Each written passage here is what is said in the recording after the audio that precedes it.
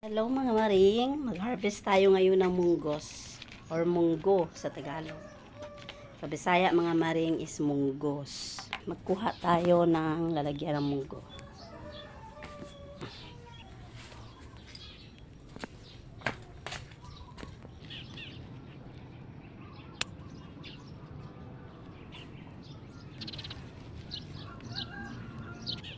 Yung iba mga maring walang mga laman like nito oh. Walang laman. Yeah. Mga ano siguro to, mga sira. Iano natin yan mamaya, ibibilad natin pag meron ng araw.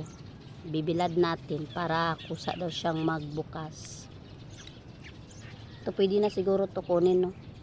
Kunin na lang natin to. Itong brown kasi sabi nila pwede na daw to.